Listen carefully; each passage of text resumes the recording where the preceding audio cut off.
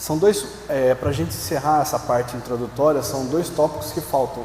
Esse tópico 4, que vai falar das tendências, pessoas e eventos positivos, e depois a gente vai falar das tendências, pessoas e eventos negativos relacionados ao fim dos tempos. O primeiro ponto é o dia do Senhor. O dia do Senhor, o que é o dia do Senhor? Quando a gente fala em dia do Senhor, a gente vai ter que compreender a profecia das 70 semanas de Daniel, né? Daniel, ele profetiza, ele tem uma revelação do Senhor sobre as 70 semanas, uma panorâmica geral. A gente vai falar isso numa aula específica sobre as 70 semanas, mas uma visão geral é que o Senhor deu um entendimento a Daniel.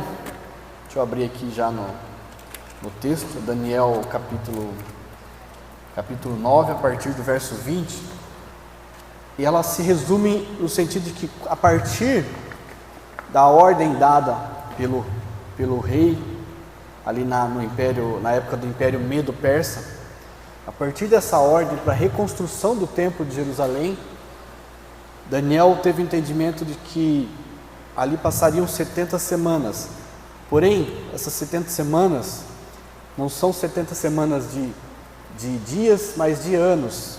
É um tempo profético. Então seriam 70 semanas e cada semana representaria 7 anos. E aí vai falar ali em Daniel que...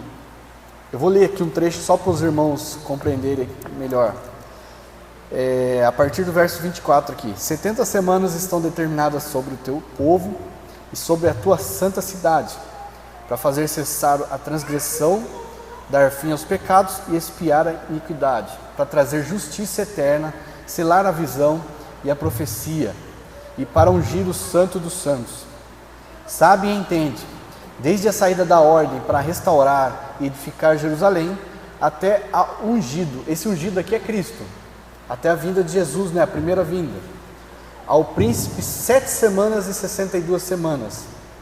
As praças e circunvalações se reedificarão, mas em tempos angustiosos. O que ele está falando aqui? Que a partir da ordem dada para retornar a Jerusalém em reconstrução do templo, passariam 7 semanas e depois 62 semadas. 7 semanas vezes 7 anos, 49 anos, que seria um período ali que eles levariam a partir da ordem dada até que todos retornassem a Jerusalém. Depois mais 62 semanas até a vinda de Jesus. E aí quando a gente vê aqui, são 7 semanas mais 62, nós temos 69 semanas. E aí a pergunta é, e essa última semana? Essa última semana ela está reservada ao período que a gente aguarda, que é a próxima, o período de paz, né? Que vai surgir, é o período dos últimos 7 anos desta era. E aí a gente vai estudar depois, mais para frente, que esse período de 7 anos, ele se divide ao meio. São 3 anos e meio de uma falsa paz, e depois um período de 3 anos e meio que a gente chama de grande tribulação, que é o período final. Então quando a gente fala aqui em dia do Senhor, esse dia do Senhor é o último dia dessa última semana. Então quando falar em dia do Senhor, a gente tem que entender que ela está na perspectiva das 70 semanas, é o último dia desse período final de 7 anos, que seria a volta de Jesus. Então, voltando aqui para o estudo, essa breve visão sobre as 70 semanas, só para entender mais ou menos o que é, mas a gente vai se aprofundar nesse estudo numa aula específica. Então, esse dia do Senhor, numa perspectiva positiva, ele representa para nós que somos cristãos, que somos salvos, estamos em Jesus, é um período em que Jesus volta para trazer redenção plena à igreja, para trazer, para instituir o seu reino, né? Que a gente vai ver também do reino milenar do Senhor. E aqui no texto eu coloquei que são mencionados cerca de 100 vezes esse termo, dia do Senhor. E tem várias passagens, Isaías 2:12, Amós 5:18, 20, Sofonias 1:7, 14:18, Zacarias, Tessalonicenses, 1 e 2 Tessalonicenses, 2 Pedro 3,10, e aí eu vou citar alguns textos aqui também que falam sobre o dia do Senhor. Joel 2,11, o Senhor levanta a voz diante do seu exército, porque muitíssimo grande é o seu arraial, porque é poderoso quem executa as suas ordens. Sim, grande é o dia do Senhor, é muito terrível, quem o poderá suportar? Veja que aqui Joel ele fala em um dia grande e um dia terrível. A gente vai ver também que tem a perspectiva negativa desse dia do Senhor, mas a perspectiva negativa não para aqueles que estão em Cristo, para aqueles que estão afastados, aqueles que não aceitaram a mensagem do Senhor. Para esses é um dia muito terrível, como eu falei em outra aula, para esses é um dia de juízo, né? A gente viu que é um dia que o Senhor vem para trazer a vingança, a ira do Senhor sobre esse povo que não aceitou a palavra do Senhor, não aceitou, não creu na palavra do Senhor, né? Não aceitou se render a Cristo de forma espontânea, mas eles vão ter que se dobrar ao Senhor, como fala, todo joelho se dobrará e toda língua confessará. Então a esses que não aceitaram, para esses é um dia muito terrível, mas para nós é um grande dia, um dia glorioso. Um outro texto, Malaquias 4,5, eis que eu vos enviarei o profeta Elias, antes que venha o grande e terrível dia do Senhor. Novamente, Malaquias falando em um dia grande e um dia terrível. Um dia grande para aqueles que estão em Cristo e um dia terrível para aqueles que estão afastados do Senhor. Então, esse dia do Senhor ele possui uma dupla natureza, né? Dois aspectos. Para aqueles que estão no Senhor é um dia de glória, mas para aqueles que estão afastados, que rejeitaram a Jesus, é um dia terrível. Apocalipse 16 eu mencionei aqui. O que Apocalipse 16 vai falar? Ele vai trazer as taças da ira do Senhor, né? Os flagelos aqui. Essa ira, esse capítulo 16, a gente entende, a gente tem uma compreensão que esse texto não é para aqueles que estão no Senhor. Todos esses flagelos, eles são derramados sobre aqueles que estão distante do Senhor. A gente, quando for tratar do período da grande tribulação, a abertura dos selos, o tocar das trombetas e depois o derramar da ira do Senhor, a gente vai falar mais sobre isso. A gente entende que a igreja vai estar nesse período. A partir da abertura dos selos, o tocar das trombetas, nós estaremos aqui. Porém, a gente vai se aprofundar e tratar que a gente entende que ainda que a igreja esteja nesse período da ira, do derramar dos flagelos, não é sobre a igreja, sobre o povo de Deus que se derrama isso, mas sobre aqueles que estão em oposição ao Senhor, aqueles que detêm a marca da besta, aqueles que receberam a marca da besta, como a gente vê no texto de Apocalipse. Então, só uma panorâmica geral sobre o dia do Senhor. Ele tem dois aspectos, o aspecto positivo e o aspecto negativo. E agora a gente vai falar sobre tendências positivas. Peraí, Felipe. Deixa eu só... ninguém fez uma pergunta sobre o dia do Senhor, mas eu quero fazer uma pergunta para o Felipe. Felipe, tem uma pergunta. Você entende que esse dia do Senhor, ele é literal? É um dia literal? Um dia? Ou ele pode ser mais de um dia? Ele fez de propósito isso. Na verdade, a expressão dia do Senhor, a volta do Senhor, a gente vê no texto que fala que no abrir e fechar de olhos, os corpos serão transformados, certo? Então, eu entendo que isso é um evento rápido, né? Esse transformar dos corpos. Os mortos vão ressuscitar primeiro e aqueles que estarão vivos terão os corpos transformados no abrir e piscar de olhos. Então, isso é um evento rápido. Porém, a gente vai estudar mais à frente que a vinda do Senhor, apesar desse evento ser no abrir e piscar de olhos, a gente vai entender que tem um processo. A gente vai falar que é uma procissão real. Jesus vem, tem vários textos, eu vou ler aqui alguns, que fala que ele vai marchar sobre, eu entendo que o Êxodo, quando a gente vê lá que ele saiu do Egito, o povo saiu do Egito e foi para Jerusalém, eu entendo que Jesus, quando vier, ele vai fazer o mesmo processo. Não necessariamente o mesmo trajeto, mas um processo. Porque ele vem restaurando. Tem um texto que fala do Egito, né, que vai ser salvo, se eu não me engano, é Isaías 19. Isaías 19. 21, verso 21. O Senhor se dará a conhecer ao Egito, e os egípcios conhecerão o Senhor naquele dia. Sim, eles o adorarão com sacrifícios e ofertas e manjares, e farão votos ao Senhor, e os cumprirão. Ferirá ao Senhor os egípcios, ferirá, mas os curará. Converter-se-ão ao Senhor, e Ele lhes atenderá as orações e os curará. Então é uma promessa ao Egito. Essa promessa a gente entende que vai se cumprir nesse período, essa procissão que o Senhor vai se dar a conhecer ao mundo, como um rei, né? Não mais como um servo, né? Como a gente já falou, agora como rei, o rei Jesus que vem reinar. E nessa procissão, quando os egípcios olharem, eles vão reconhecer e vão se curvar ao Senhor, vão de vontade própria, de boa vontade. E nesse momento eles serão salvos. Então esse dia do Senhor, apesar de uma perspectiva instantânea, como eu falei, de mortos ressuscitando e aqueles que estão vivos tendo corpos transformados, ainda assim há um processo.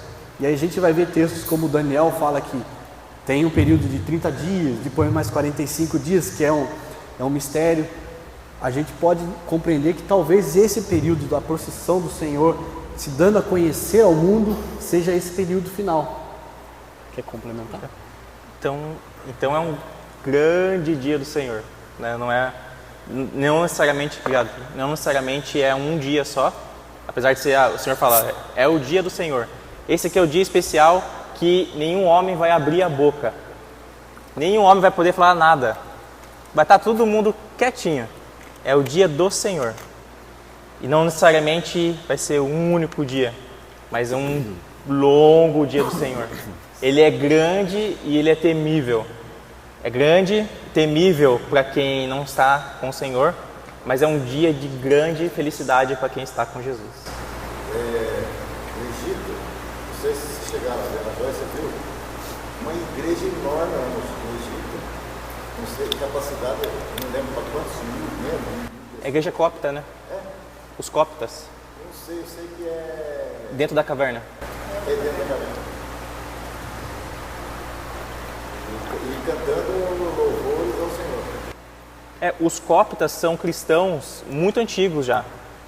Na verdade, eles existem há muito mais tempo. Talvez eles são um dos primeiros cristãos ali, que saíram ali de Jerusalém para Antioquia para o Egito.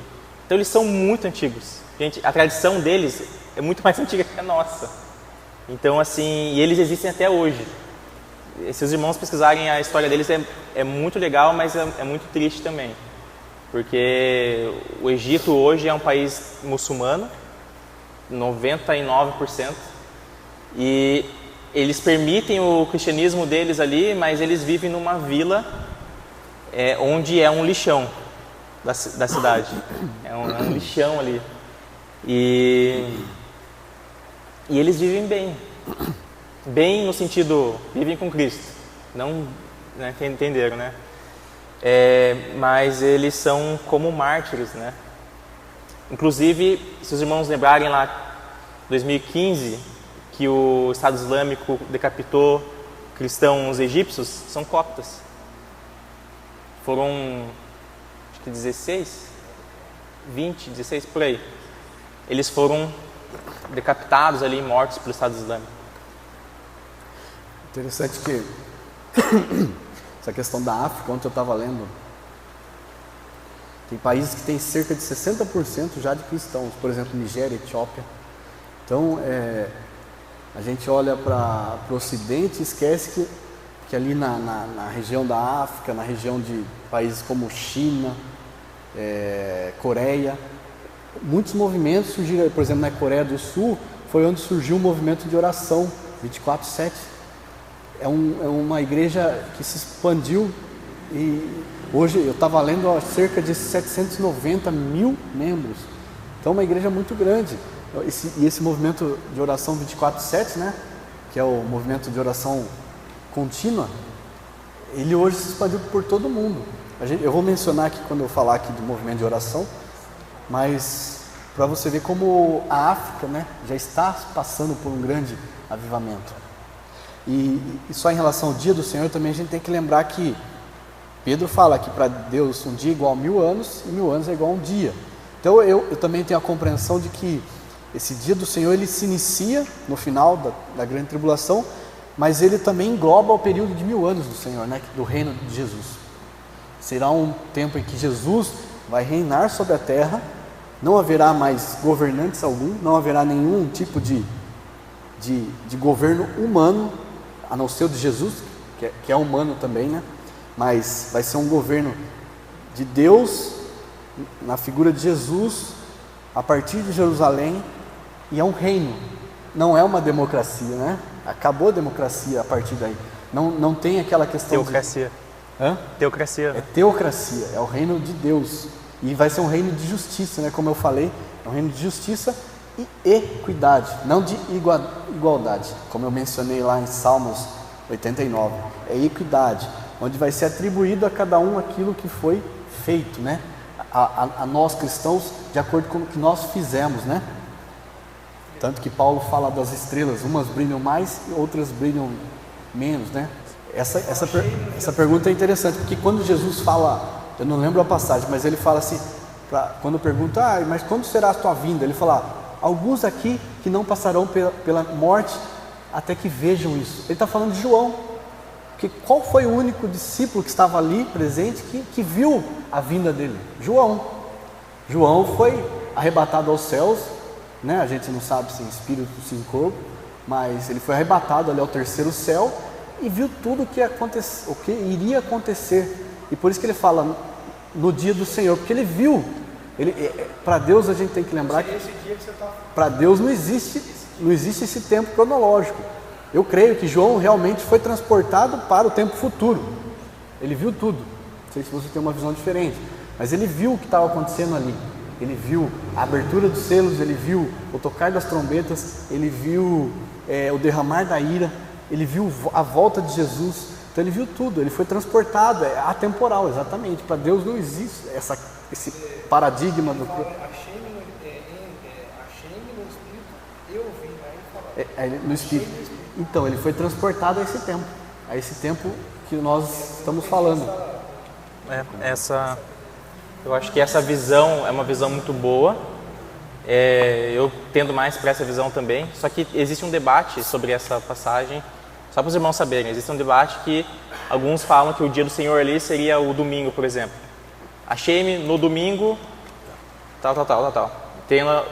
João tendo as visões no domingo, no dia do Senhor, para os cristãos ali. Ou no sábado, né? Ou no sábado, daí usam essa passagem para discutir se é domingo ou é sábado. Aí não falam nada do dia do Senhor. O dia do Senhor, a expressão aqui bíblica, e nessas referências que a gente falou, a gente tem que entender que a maioria delas é relacionada a essa volta de Jesus, ao dia do Senhor, ao reino de Jesus, né? Aí vamos para tendências positivas. O que de positivo vai acontecer nesse período de grande sofrimento, né? Para a igreja vai ser um tempo de maior avivamento, esse avivamento que a gente tanto clama, né? Por avivamento. A gente estudou, né, a história do avivamento com o Claudinho, com a Júlia, e a gente viu que durante a história muitos avivamentos ocorreram, mas foram locais, né, pontuais, por um período curto, né? Agora, quando chegar a esse período, nós cremos que vai ser um período de um avivamento global. A igreja de Cristo, a igreja real, né, a igreja que vai ser santa, vai ser pura, né? Essa igreja vai passar por um avivamento numa amplitude global, em todo o mundo, não apenas em determinados países, em determinados locais, mas de forma global. E vai ser um momento do derramar do Espírito Santo, né? Joel profetiza isso. E também vai ser um período em que a igreja vai ser mais vitoriosa e vai ser cheia da glória do Senhor. Porque ali, em meio a esse período de grande sofrimento e grande tribulação para a humanidade, na sua totalidade, a igreja vai ter que ser, de fato, a luz do mundo, né? E o sal na terra. Vai ter que brilhar na sua plenitude. E aí nós vamos ver textos como Mateus 16, 18, quando Jesus fala, né? Eu te digo, tu és Pedro, e sobre essa pedra edificarei a minha igreja, e as portas do inferno não prevalecerão contra ela. Hoje a gente vê que, de fato, a igreja tem poder sobre as trevas, quando ela se posiciona em Cristo. Mas, perceba que quando chegar esse período, tem uma passagem que fala que, Apocalipse 12, vai falar que Satanás perseguiu a mulher, e aí a mulher fugiu para o deserto, e Satanás foi lançado à terra. Hoje Satanás ele tem acesso aos segundos céus, que é um lugar onde há uma batalha de potestades, né? Anjos contra demônios, potestades demoníacas. Mas nesse período, quando chegar esse tempo, esse momento, que é durante o período da grande tribulação, dos últimos 3 anos e meio da última semana de Daniel, Satanás vai perder o acesso a esse céu. Ele vai ser lançado à terra. Então você imagina, hoje a gente já vive coisas terríveis nessa terra. Satanás estando, vamos dizer assim, no céu ainda, tendo acesso ao céu. Você imagina quando ele perder acesso, ele tiver que exercer todo o seu poder, toda a sua maldade na terra. Então vai ser um período de grandes trevas e grande luta. E aí sim a igreja, em sua plenitude, vai ter que ser forte, vai ter que ser pura e santa, para vencer e para cumprir essa palavra, né? Que as portas do inferno não vão prevalecer contra ela. Então eu creio que, de fato, em toda a sua plenitude, essa profecia de Jesus, ela vai se cumprir nesse período da grande tribulação. Um outro texto, João 17, 21, 22, a fim de que todos sejam um, e como tu és, e como és tu, ó Pai, em mim e eu em ti, também sejam eles em nós, para que o mundo creia que tu me enviaste, eu lhes tendo transmitido a glória que tu me tens dado, para que sejam um como nós o somos. Por que eu coloquei esse texto? Porque eu creio que essa unidade, essa comunhão, esse ser um, ele vai se cumprir de forma plena e perfeita nesse período de grande perseguição. A gente pode ver que quando a gente está sofrendo alguma perseguição, alguma injustiça, nós que temos uma fé em comum, a gente se une. E eu creio que nesse período de grande perseguição e grande tribulação, a igreja verdadeira, por que eu falo a igreja verdadeira? Porque existirá a igreja falsa, né? Jesus já profetizou, muitos surgirão em meu nome dizendo, Cristo está ali, são os falsos profetas. Mas a igreja verdadeira, ela vai se unir e vai se tornar uma. Eu creio que nesse período não vai haver mais aquilo que a gente tanto prega, que a gente tanto luta, quanto a discórdias, a fofocas, a mentiras, a maledicências. Nesse período, tudo isso vai se tornar secundário, e a igreja vai estar passando por um processo de purificação e de santificação. Então ela vai se tornar uma só em Cristo de fato. Hoje, de fato, as portas do inferno já não prevalecem para a igreja verdadeira, né? Para a igreja que se posiciona em Cristo. Mas por que eu falei que de forma plena nesse período? Porque nesse período Satanás vai estar na terra, e a ação maligna vai ser tamanha. Hoje a gente ainda não tem noção da força das trevas ainda, na sua plenitude. Por quê? Porque o Senhor ele controla ainda, não que o Senhor não vá controlar, não é isso que eu estou querendo dizer, mas ainda Satanás ele ainda tem acesso às potestades. Quem age hoje, em sua maioria, são as potestades, estão abaixo de Satanás. Por isso que a gente vê muitas vezes, por que no Rio de Janeiro tem tanto assalto, tanta morte? Porque tem uma potestade agindo naquele estado, naquela cidade. Por que por exemplo, em Las Vegas, há muita promiscuidade, porque é uma potestade nesse sentido ali. A gente tem que entender quais são o escalão da ação demoníaca. Potestade é uma força grande. Aí tem os demônios que agem em pessoas, né, em locais, mas quando Satanás for lançado à terra, ele é o demônio mais poderoso, né? Quando a gente vai para a Bíblia, a gente vê relatos que ele brilhava diante do Senhor, ele tinha acesso ao trono de Deus, ele é poderoso, a gente tem que reconhecer isso. E quando ele é lançado à terra, ele vem, tanto que vai falar em Apocalipse, que ele concede o seu poder à besta, que a gente vai ver que é o anticristo, o homem da iniquidade. Imagina, um homem que vai ter o poder de Satanás, concedido por Satanás. Então, por isso que eu falo que nesse período, a igreja vai estar em toda a sua plenitude, resistindo a essa força de Satanás. É nesse sentido. Aí um outro texto também, Atos 2, 17 e 21, acontecerá nos últimos dias. Esses últimos dias, essa expressão também se refere a esse período final da última semana de Daniel, é os últimos dias dessa última semana. Diz o Senhor: derramarei do meu espírito sobre toda a carne. Aqui é uma replicação da profecia de Joel, né? Vossos filhos e vossas filhas profetizarão, vossos jovens terão visões, sonharão vossos velhos. Até sobre os meus servos e sobre servas derramarei do meu espírito naqueles dias, e profetizarão. Mostrarei prodígios em cima no céu e sinais embaixo na terra: sangue, fogo e vapor de fumaça. O sol se converterá em trevas, a lua em sangue, antes que venha o grande e glorioso dia do Senhor. E acontecerá que todo aquele que invocar o nome do Senhor será salvo. Então aqui, a profecia de Joel, onde grandes sinais acontecerão, e acontecerão através da igreja.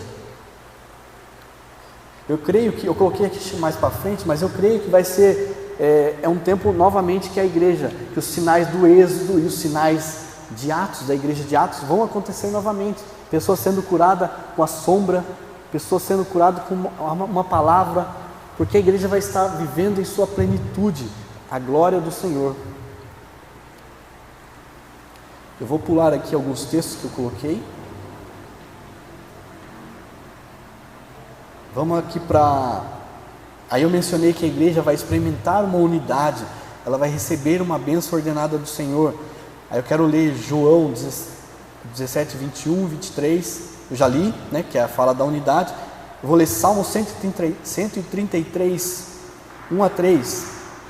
Ó, como é bom e agradável viverem unidos os irmãos, é como óleo precioso sobre a cabeça. Ali ordena o Senhor a sua bênção e a vida para sempre. Por isso que quando a igreja ela vive em unidade, ela vive em uma união perfeita, o Senhor derrama a bênção dele. Então por isso que eu falo que nesse período em que a igreja vai estar vivendo em plena comunhão, em plena unidade, é que o Senhor vai derramar a glória dele sobre a igreja, de forma perfeita, de forma plena. E por isso que a gente pode falar que nesse período a igreja vai realmente viver o que foi vivido em Atos, porque em Atos era assim. A gente vê passagens que as pessoas, elas vendiam suas propriedades para poder suprir os irmãos, aqueles que não tinham, né, com meio de se sustentar, eles vendiam as suas propriedades.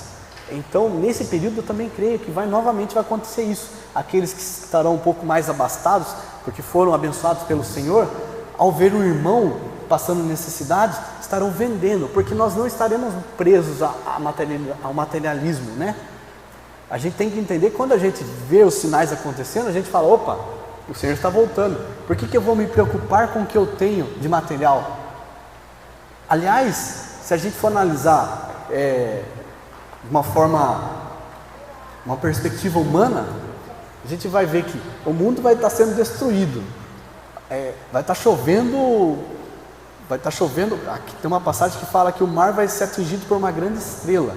Quando a gente vai estudar isso, é um meteoro, provavelmente é um meteoro que vai cair sobre o mar, para destruir uma terça parte das águas. Então o mundo vai estar sendo destruído.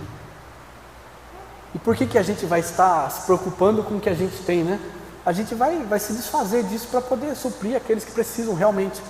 E a gente vai estar vivendo essa união, esse desprendimento em favor dos outros, dos nossos irmãos. E eu creio também que nesse período a igreja também ela vai servir de socorro para aqueles que estarão desesperados e perdidos, né? Porque muitos serão salvos nesse período. E vai falar lá em Apocalipse 9, quem são esses que estão ao pé do santuário, vestidos de vestes brancas? São os que vêm de toda tribo, língua e nação, são aqueles que vêm da grande tribulação.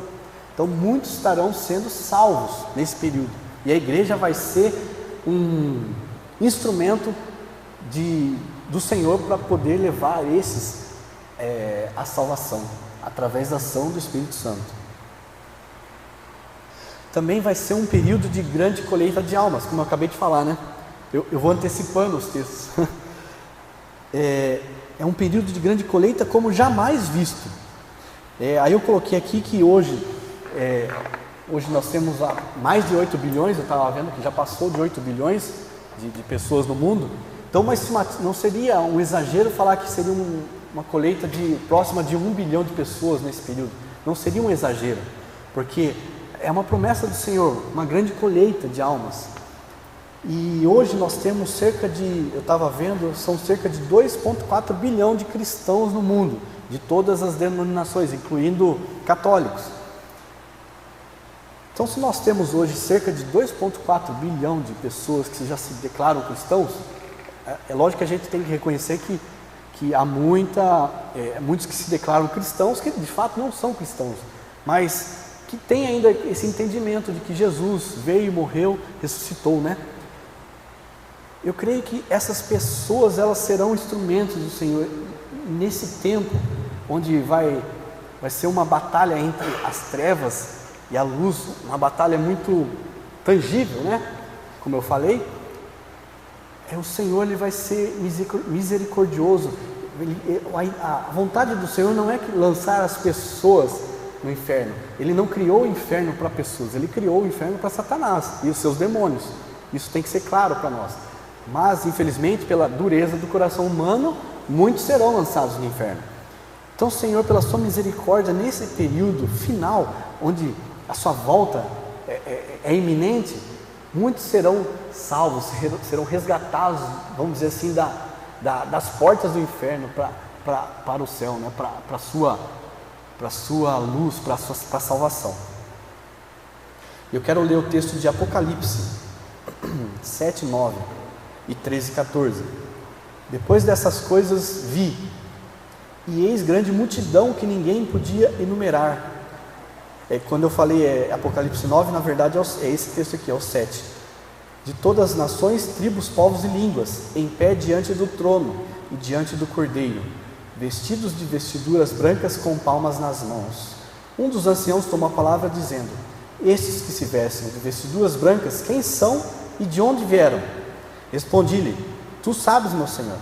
E ele então me disse: são estes os que vêm da grande tribulação, lavaram suas vestes e alvejaram no sangue do Cordeiro. Então aqui é uma passagem clara, aqueles que estão no período da grande tribulação, aqueles que foram salvos, de toda tribo, língua e nação. Então são pessoas de todas as nacionalidades, como a gente hoje é dividido por nacionalidades, de todas as nacionalidades, de todos os povos. Vi outro anjo voando pelo meio do céu, tendo o evangelho eterno para pregar aos que se assentam sobre a terra, e a cada nação, e tribo, língua e povo. Apocalipse 14, 6. Também, uma outra tendência positiva nesse período é a salvação de Israel. Porque nesse período, a gente vai ver que é uma promessa do Senhor, que os judeus, o remanescente de Israel vai ser salvo. E é nesse período, a partir da igreja, esse ciúme que a igreja vai despertar em Israel, eles vão olhar para a igreja e vão falar: nossa, eles estão vivendo a promessa do Senhor, que o Senhor nos deu lá atrás, aos nossos pais, eles estão vivendo. E isso vai despertar uns ciúmes neles, e eles vão querer ir atrás dessa mensagem da igreja, que é Jesus, que Jesus já veio, que o Messias que eles esperavam já veio e vai voltar. E a partir desse ciúme gerado pela vida da igreja, é que os judeus também serão salvos. Eu também, nesse tópico aqui é importante também salientar que que hoje a gente vê uma crescente de um movimento anti-sionista, né, que é anti-judeu, anti-Israel. E é importante que a igreja de Cristo, ela se posicione pró-Israel, pró-judeus, porque apesar a gente não concordar muitas vezes com a política de Israel como Estado hoje, a gente tem que entender que o povo judeu, esse povo que existe hoje lá no Estado de Israel, que está espalhado pelo mundo, esse povo é o povo lá do Antigo Testamento, é o povo que Jesus, que Deus escolheu para ser luz na terra. Eles rejeitaram em parte, como Paulo escreve em Romanos 11, mas essa rejeição foi porque Deus permitiu que eles rejeitassem para que nós, gentios, pudéssemos entrar na promessa, né? Então hoje nós temos que entender isso. Eu quero destacar que a igreja tem que se posicionar ao lado de Israel, não concordar com as políticas de um governo de Israel hoje, mas em amor aos judeus.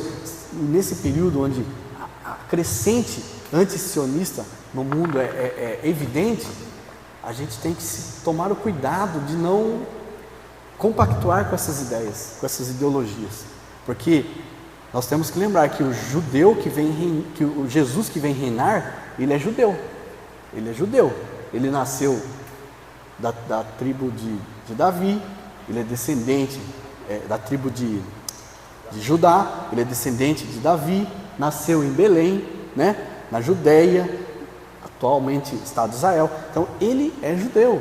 Imagina se a gente se posiciona contra os judeus, a gente está se posicionando contra Jesus, que ele vem reinar. Ele é um homem, 100% homem, 100% Deus. Ele vem reinar como judeu a partir de Jerusalém. Romanos 11 é o texto que eu citei aqui. Pergunto, pois, porventura tropeçaram para que caíssem? De modo nenhum. Mas, pela sua transgressão, veio a salvação aos gentios, para pô-los em ciúmes. Ora, se a transgressão deles redundou em riqueza para o mundo, e o abatimento em riqueza para os gentios, quanto mais a sua plenitude. Dirijo-me a vós, outros que sois gentios, visto, pois, que eu, apóstolo dos gentios, glorifico o meu ministério, para ver se de algum modo posso incitar à emulação, ao ciúme, os do meu povo, e salvar alguns deles. Porque se o fato de terem sido eles rejeitados trouxe reconciliação ao mundo, que será o seu restabelecimento, senão vida dentre os mortos? Essa passagem é interessante. Paulo está falando, olha, eles foram endurecidos para que os gentios pudessem ser salvos, para que os gentios pudessem fazer parte da promessa. Agora imagine se essa rejeição em parte trouxe luz ao mundo, trouxe esperança ao mundo, trouxe glória ao mundo. Imagina o seu restabelecimento, se não vida aos mortos. O que ele está falando? O que ele está falando isso aqui? Ó? O restabelecimento dos judeus, quando acontecer isso, os mortos terão vida novamente. Ele está falando que a passagem lá de Tessalonicenses, ressurreição dos mortos, a primeira ressurreição, onde Jesus profetiza através de Paulo, né, em Tessalonicenses, que os mortos em Cristo voltarão à vida, né? É isso que ele está falando aqui. Quando os judeus eles voltarem-se a Cristo, reconhecerem a Cristo novamente como o seu Messias, acontecerá essa ressurreição dos mortos, ou seja, ao final do período da grande tribulação.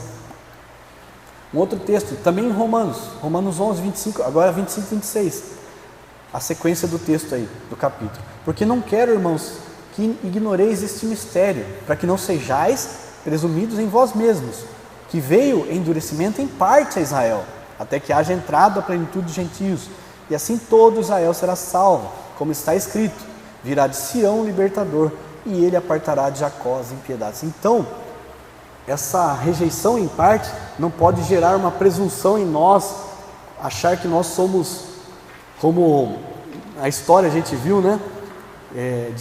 Infelizmente, de muitos cristãos escrevendo contra os judeus, né? Um exemplo, Martinho Lutero escreveu em relação a dividindo, né? Excluindo Israel da promessa. Isso gerou muitas consequências malignas. Apesar de muita coisa boa que Martinho Lutero fez, esse ponto, infelizmente, ele pecou em dividir, porque a partir das escritas de Martinho Lutero, nós temos o que aconteceu na Alemanha, com Hitler, que entendendo que o povo judeu era um povo pecador e condenado, começaram a perseguir judeus. Então nós temos que tomar cuidado, porque Paulo fala muito claramente, olha, que essa rejeição em parte não gere presunção em vossos corações, não achem que vocês são superiores a eles. Aí tem um outro texto aqui longo que eu coloquei aqui, que é Mateus 25, né, 31 a 46, eu vou pular, depois os irmãos podem ler, que é a promessa, né, de Jesus falando da separação, né, daqueles que são ovelhas e bodes. Uma outra tendência positiva nesse período é o derramar do Espírito da profecia sobre a igreja. Ele vai estar operando ativamente e de forma poderosa. E a gente tem que lembrar que Jesus, ele é o Espírito da profecia, o testemunho de Jesus é o Espírito da profecia, Apocalipse 19.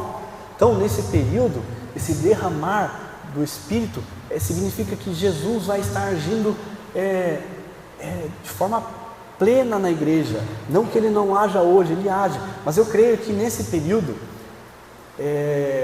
nós vemos hoje já testemunhos de que Jesus está se apresentando a pessoas do Islã, e pessoas estão se convertendo, apresentando-se pessoalmente. Então eu creio que nesse período, esse espírito, do derramar desse espírito da profecia, eu creio que Jesus vai estar agindo mais ativamente, vai estar se manifestando a pessoas. Por que eu creio? Porque o desejo do coração de Deus Pai não é que nós nos percamos, é que nós sejamos salvos. E Jesus, ele está fazendo isso porque ele quer que as pessoas sejam salvas. E muitas vezes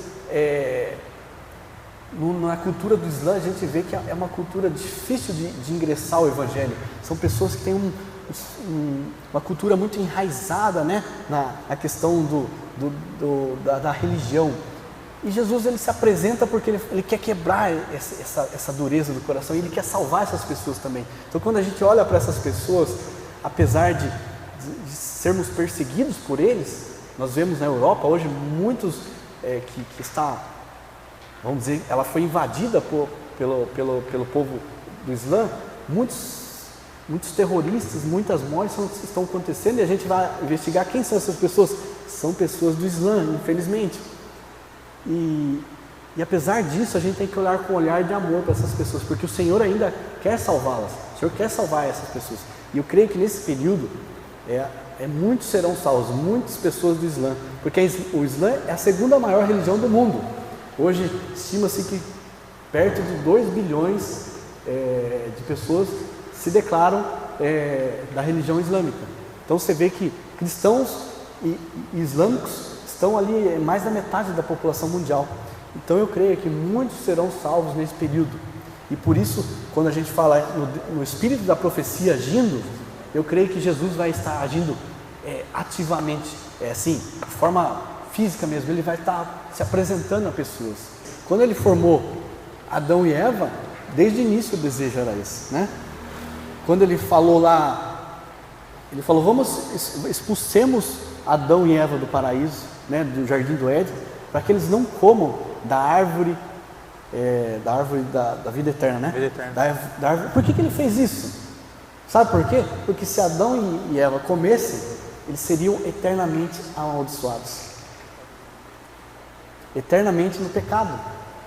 Eles já tinham comido o fruto da árvore do conhecimento do bem e do mal, que tornou eles em desobediência, pecadores em relação à ordenança do Senhor.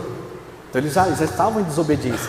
Se eles comessem da árvore da vida eterna, eles seriam eternamente condenados, eternamente afastados do Senhor.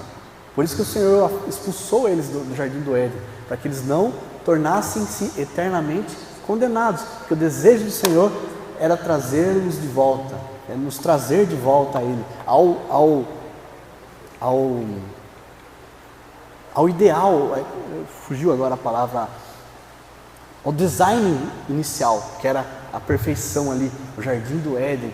E quando a gente vai estudar ali o milênio, o que é o milênio do Senhor, o reino de Jesus na terra? É a restauração da terra o Jardim do Éden novamente. Que o Jardim do Éden, nós cremos que ele foi arrancado da terra.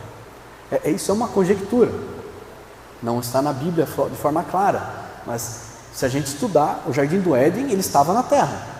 Lá cita alguns rios, hoje alguns não existem, mas outros existem, Eufrates e Tigre. Ninguém sabe precisamente onde era o Jardim do Éden, mas se a gente estudar a história, uma visão humana, a gente vê que a humanidade surgiu na Mesopotâmia. E onde é a Mesopotâmia? Região Tigre e Eufrates, ou seja, a história humana casa com o que a Bíblia fala. Então a gente crê que o Jardim do Éden estava ali naquela região da Mesopotâmia, Tigre e Eufrates, onde hoje é Irã e Iraque. E no momento, a partir dessa expulsão do homem, Deus teve que tirar o Jardim do Éden da terra. Mas esse reino de Jesus milenar, quando a terra vai estar destruída, a gente vai ver que muitas coisas vão ser destruídas. A gente já falou de muitos homens serão mortos, da água, um terço do mar ser destruído, fonte das águas serem destruídas, os animais mortos. A terra vai precisar ser restaurada. E nesse período desse reino milenar do Senhor é que Ele vai estar restaurando. Para quê? Para que após esse período de 1000 anos, Deus Pai novamente possa vir morar com os homens, possa estar ali no Éden novamente. Amém? Então, por isso que quando eu falei em outras aulas aqui, quando a gente tem aquele entendimento da visão ocidental que eu mencionei, é uma visão muito equivocada, porque no Oriente, né, a igreja no Oriente, ela sofre perseguição hoje. E aí a igreja ocidental, que se disseminou de forma muito ampla, essa questão de que a igreja vai ser poupada de um período de perseguição. Não. Hoje nós temos, como o irmão Davi citou, irmãos na África, e ainda a África nem é tão Oriente, né? Ela faz parte do Ocidente, mas ainda assim ali é uma região onde o islamismo ele se disseminou. E a gente vê pelos testemunhos que onde a religião islâmica ela se dissemina, há uma perseguição em relação ao cristianismo, porque eles têm essa imposição. Isso está no Alcorão. Não sei se alguém já leu o Alcorão, mas tem passagens que falam que os infiéis têm que ser mortos. Quem são os infiéis? Aqueles que não creem em Alá. Quando a gente for estudar sobre o anticristo, como eu mencionei, a gente não vai gravar essa aula, mas a gente vai falar um pouco mais sobre isso. Então, em países onde o islamismo ele tem maioria, a perseguição é levada até o ponto de pessoas serem mortas. Então nós temos que olhar com esse olhar para esse período que a gente está falando aqui, que nesse período a gente sim vai sofrer perseguição, mas como eu falei, não é uma mensagem de medo, é uma mensagem de esperança, porque primeiro, vai ser o maior avivamento da história, muitos estarão sendo salvos. A Bíblia fala que há mais festa no céu quando uma alma é salva, né? Agora você imagina 1 bilhão de almas sendo salvas, assim, e são pessoas sendo salvas constantemente, pessoas vindo a Cristo. A gente viu na história do avivamento que muitos foram salvos, né? Em curtos períodos de tempo, muitos se arrependeram e foram salvos. Às vezes dentro da própria igreja, pessoas que não eram salvas, confessando pecados e sendo salvas. Então, nesse período de grande avivamento, muitos serão salvos. Então é um período glorioso para a igreja. Então não é uma mensagem de medo, é uma mensagem de esperança. Lembrando que o Senhor promete, o Espírito de Jesus vai estar atuando plenamente, né? O Espírito da profecia, Jesus estará apoiando, estará junto com a igreja. Eu só ia falar, irmãos, algo que senti aqui do Senhor, por que a gente está falando isso, falando de como a igreja deve se portar, que nós aqui no Ocidente não somos perseguidos, mas que possivelmente seremos.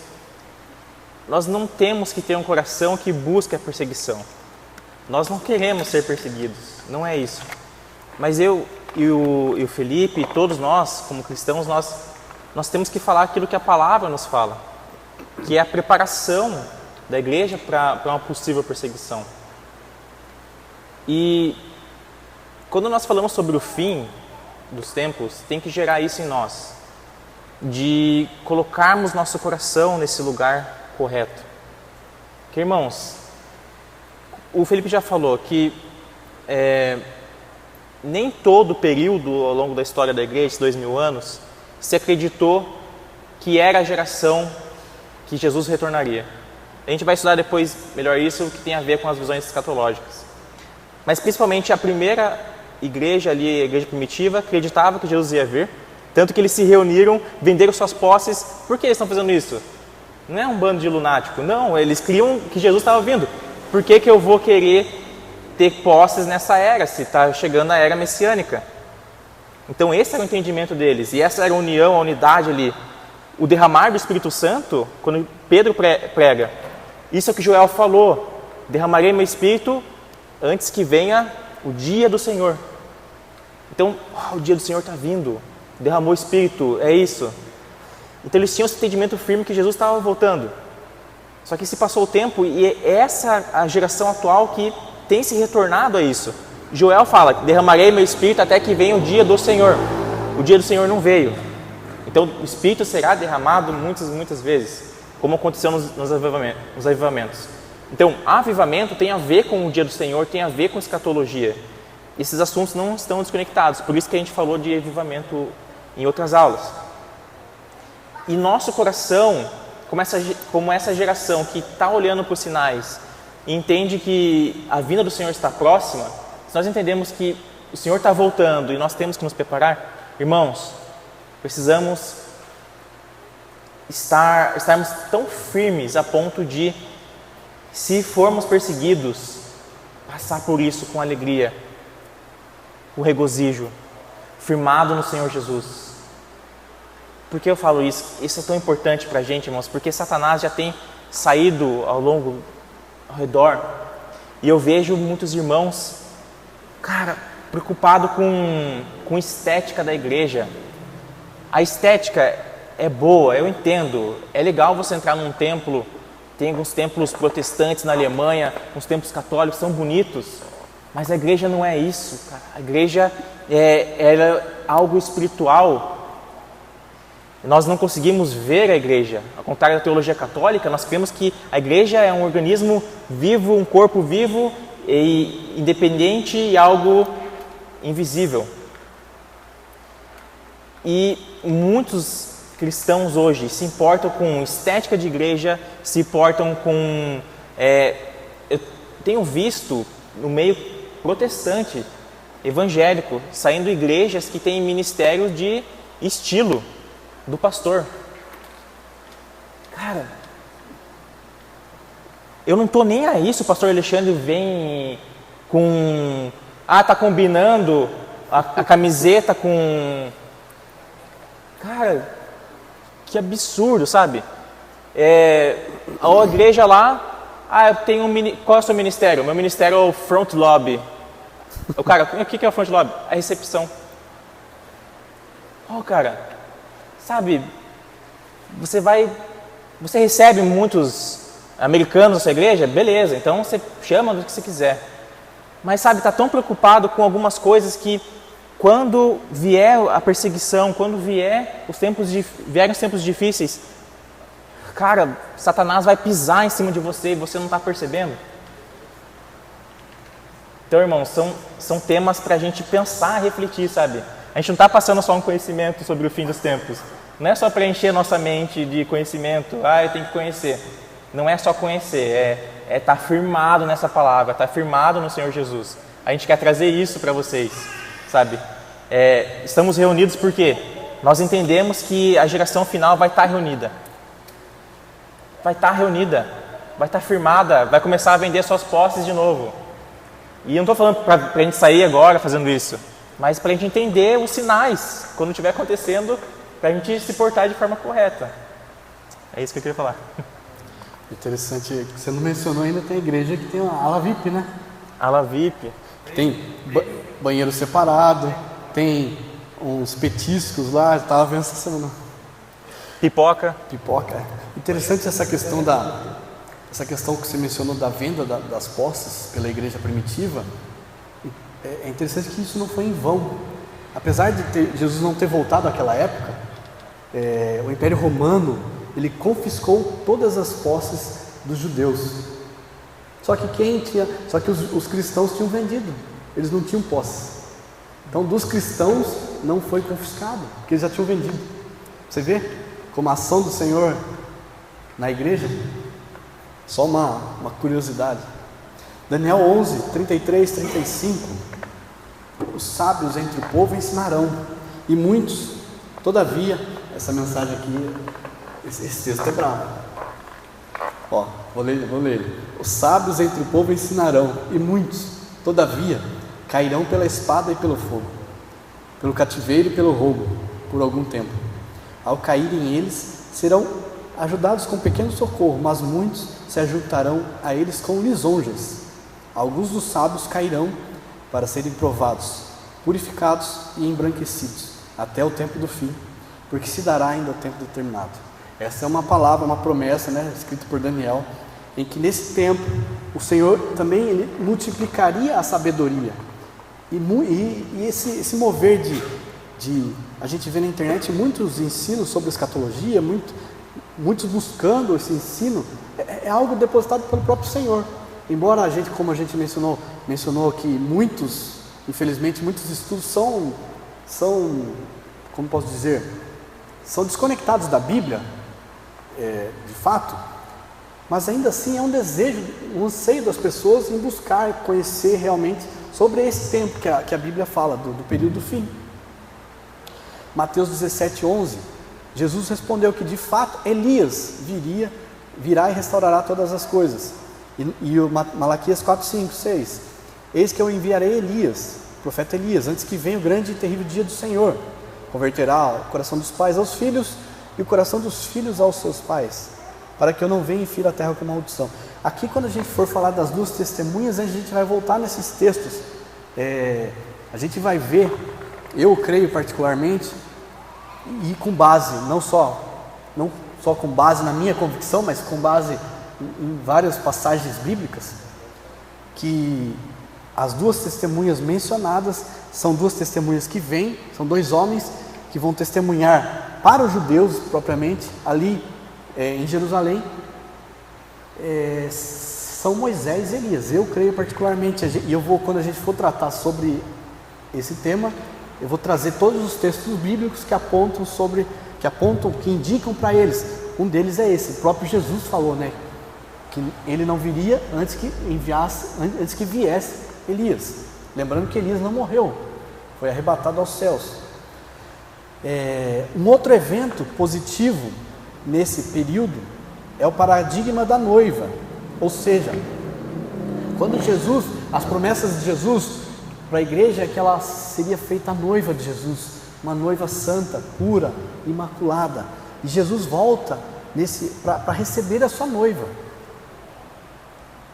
Apocalipse 22, 17, e o Espírito e a noiva dizem vem. Então quem está clamando pela volta de Jesus é o Espírito do Senhor e a noiva dizendo vem.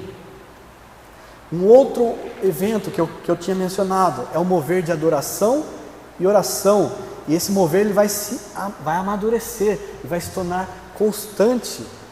A gente vê lá em Apocalipse 5:8 está mencionado aqui. Quando tomou o livro, os 4 seres viventes e os 24 anciãos prostraram-se diante do Cordeiro, tendo cada um deles uma harpa e taças de ouro cheias de incenso, que são as orações dos santos. Então, a gente já vê a própria Bíblia falando que essa taça cheia de incenso, esse incenso são as orações dos santos, as orações da igreja que clama, da igreja que ora. E a gente vai ver depois que quando o Senhor vai derramar a taça da ira dele, é o derramar do incenso. Ou seja, toda a perseguição que a gente sofre, toda a perseguição que a igreja está sofrendo durante toda a história da humanidade, que isso é elevado ao Senhor em oração, ele está acumulando, até que chegue esse momento da sua ira. Por isso que ele fala que a ira é dele, não é nossa, que ele está acumulando todas essas injustiças, todas essas perseguições, todas essas maledicências, blasfêmias que são levantadas contra, muitas vezes a gente acha que é contra nós, mas não, é contra ele. Então ele está acumulando isso, porque quando chegar esse momento, Apocalipse 17, 17 que eu falei das taças, Ele vai derramar sobre a humanidade, sobre aqueles que estão afastados dele. Então a gente tem que entender que a ira do Senhor vai ser derramada sobre a humanidade, não sobre aqueles que estão diante do Senhor. Isaías 62: sobre os teus muros, ó Jerusalém, os guardas, que todo dia e toda noite jamais calarão. Vós, os que fareis lembrar do Senhor, não descanseis, nem deis a ele descanso, até que restabeleça Jerusalém e a ponha como objeto de louvor na terra. Então a gente vê que o Senhor tem uma promessa para Jerusalém. Jerusalém novamente vai ser objeto de louvor.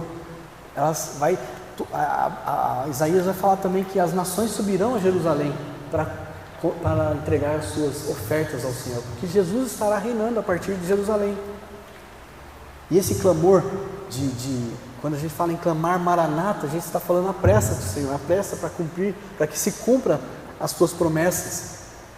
E aqui a gente vê a importância do ministério, por exemplo, o ministério de intercessão, que é um ministério que se reúne para orar, para clamar. Então, uma igreja, ela precisa de um ministério de intercessão. Não apenas o ministério em si ore, mas que seja uma igreja de oração, né? Aí eu vou pular alguns textos aqui. Vou aqui para a gente encerrar aqui nesse último. Também haverá provisão natural, que eu quero falar sobre esse princípio de Gósen. Vai ser uma provisão sobrenatural, orientação sobrenatural e proteção sobrenatural. E o que é esse princípio de Gósen, né? A gente tem que lembrar do Êxodo. Lembra que lá no Egito, o povo vivia num local chamado Gósen, né? Era uma região ali do Egito que era destinada aos escravos. E quando Deus começou a derramar todas aquelas pragas ali, a gente vai ver que naquela região onde estava o povo dele não foi atingida. Então quando a gente olha para essa figura do Egito, para esse período ali da história, a gente vê que Deus está apontando para o que vai fazer novamente nesse período da grande tribulação, porque a igreja estará aqui, nós estaremos aqui, porém quando Deus fala, vocês olhem lá para o Egito, lá caiu chuva de pedra, animais foram mortos, houve escuridão total, mas em Gósen não aconteceu nada disso. Eles tinham luz, os animais não morreram, eles tiveram água potável, seus filhos não morreram. Ele está falando, olhem para lá, eu vou fazer o mesmo aqui. Então não tenham medo. É uma mensagem, como eu falei, a mensagem é de esperança. A gente precisa entender o que a Bíblia nos fala, né? Deus, ele sempre dá sinais. Tudo que ele fez no passado, ele vai trazer para o futuro. Ele está dando sinais, apontando para o que vai acontecer. Essa provisão também sobrenatural, a gente pode pensar que, como eu tinha falado em outras aulas, os alimentos vão ficar caros. A gente vê isso em Apocalipse. Por um salário de 1 ano, você vai ter que comprar uma porção de cevada, né? Tudo vai estar caro. E aqueles que não tiverem a marca, não poderão comprar nem vender. Então como que a gente que é cristão, a gente vai sobreviver? Lembra que quando o povo estava no deserto, o Senhor enviou o quê? O maná, a provisão sobrenatural. Então a gente não precisa se preocupar com o que vamos comer ou beber, porque o Senhor, ele vai nos dar a provisão. A água saiu da rocha, né? Fale a rocha e a rocha vai te dar água. Por que novamente ele não pode fazer? A gente tem que lembrar que Deus, ele é imutável, ele é o mesmo ontem e hoje e eternamente. Então ele vai fazer novamente. Eu quero ler alguns textos aqui para a gente encerrar. Malaquias 7,15. Eu lhe mostrarei maravilhas, como nos dias da tua saída da terra do Egito. É a promessa do Senhor. Virão com choro e com súplicas, os levarei, guiá-los-ei aos ribeiros de águas, por caminho reto, em que não tropeçarão, porque sou pai para Israel, e Efraim é o meu primogênito. Jeremias 31:9. Joel 2:28. E acontecerá, depois que derramarei o meu espírito sobre toda a carne, vossos filhos e vossas filhas profetizarão, vossos velhos sonharão, e vossos jovens terão visões. Aqui também aqui está falando da orientação sobrenatural, como eu já tinha falado. O dom de discernimento do Espírito será um dom que vai ser necessário para a igreja, porque nós precisaremos discernir qual Espírito está atuando. Lembrando que Satanás está agindo com toda a sua força na terra. O anticristo vai estar fazendo sinais maravilhosos, miraculosos. O falso profeta vai estar fazendo sinais miraculosos. E aí a gente vai olhar para essas pessoas e vai falar, peraí, mas qual Espírito está agindo através da vida dele? Então por isso que eu falo que esse dom de discernimento do Espírito, ele vai ser essencial para a nossa sobrevivência. Êxodo 8, 22, 23. Naquele dia separarei a terra de Gósen, em que habita o meu povo, para que nela não haja enxames de moscas, e saibam que eu sou o Senhor no meio dessa terra. Farei distinção entre o meu povo e o teu povo. Amanhã se dará esse sinal. Então ele está falando, Deus faz distinção entre aqueles que são deles e aqueles que não são. Aí eu vou pular alguns textos aqui, que é de Êxodo também, falando, né, das pragas. Amós 4, 7, 8. Além disso, retive de vós a chuva, 3 meses ainda antes da ceifa. Fiz chover sobre uma cidade e sobre outra não. Um campo teve chuva, o outro não, e o outro se secou. Aqui, o que Deus faz distinção entre um lugar e em outro não.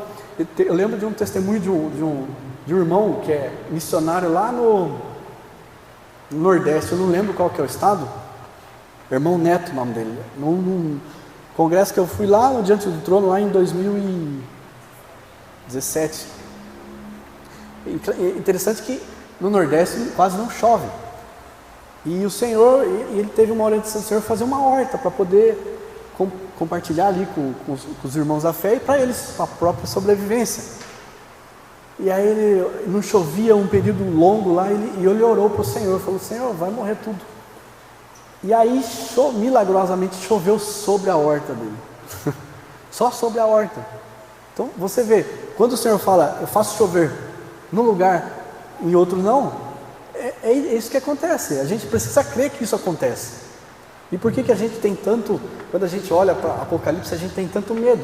É porque, como eu falei, o David Slicker, né, ele fala assim, o problema não é olhar para as profecias bíblicas e entender, o problema é a falta de intimidade com o Senhor. Então a gente precisa se achegar mais ao Senhor, né? Aí para encerrar aqui, Apocalipse 9, 3 e 4. Também da fumaça saíram gafanhotos para a terra, foi-lhes dado o poder como o que detém os escorpiões. Foi-lhes dito que não causassem dano à erva da terra, e nem a qualquer coisa verde, e nem a árvore alguma, tão somente aqueles que não têm o selo de Deus. Então esse aqui está dentro daquele período de grande tribulação. E esses gafanhotos, né, que é uma metáfora, né, que João usou, vão surgir para destruir todos aqueles que não possuem a marca do Senhor. Ou seja, Deus está fazendo distinção entre aqueles que são seus e aqueles que não são. Então, novamente, quando a gente olha para a escatologia, quando a gente olha para esse período, a gente tem que olhar de uma forma, de uma mensagem de esperança e não de medo, mas entendendo que muitas coisas virão, muitas dificuldades virão. A gente vai ver quando a gente estudar as 7 igrejas, uma das igrejas é mencionado que alguns serão presos e mortos. Sim, nós cremos que muitos serão presos e mortos, mas ainda assim, nós não devemos temer, porque quando a gente está conectado com Jesus, que nem o Claudinho falou, esse amor por Jesus, a gente se desprende de qualquer coisa, até mesmo das nossas vidas. Amém?